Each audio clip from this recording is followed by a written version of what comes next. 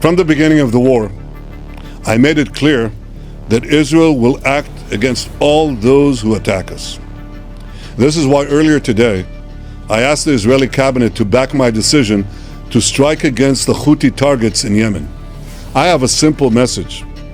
Do not doubt Israel's determination to defend itself on every front. On January the 1st this year, Somaliland and Ethiopia signed a significant agreement that allows Ethiopia to use a port on the Red Sea. This deal has sparked various developments, particularly Israel's growing interest in Somaliland as a strategic entry port into Africa.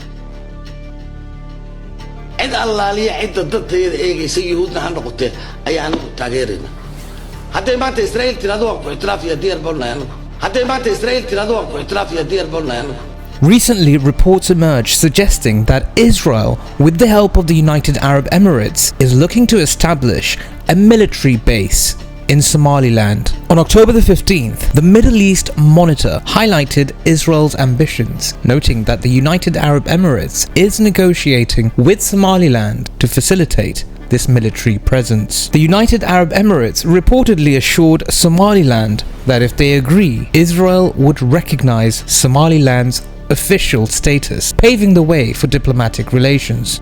My dear friends, this situation raises several points to consider. Firstly, Israel's strategy. Israel's approach involves not just diplomatic relations but also military positioning, and this is reminiscent of its past actions in Africa and the Arab world. There's geopolitical implications. Somaliland's location is crucial. It's on a major trade route near the al-Mandab Strait, making it strategically valuable for any military operations, especially towards Yemen. There's also regional tensions. The establishment of an Israeli base could heighten tensions in the already volatile Horn of Africa. It can lead to a new dynamic of influence, especially concerning Somalia and its neighboring countries. Israel can also blackmail the people of the region because it can use its military presence as a leverage against Somalia, offering normalization of relations in exchange for not recognizing Somaliland.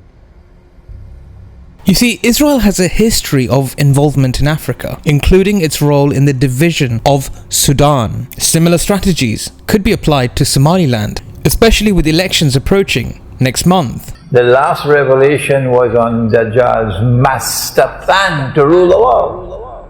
Israel has a very big ambition. It wants to rule the world, and it's going to start with the West Asian region. Israel's interest in Somaliland could reshape regional politics and create new tensions, especially with the backdrop of ongoing conflicts in Gaza and Lebanon. Any Israeli presence or positioning in Somaliland means penetration into the entire Horn of Africa and putting Yemen in the eye of the storm.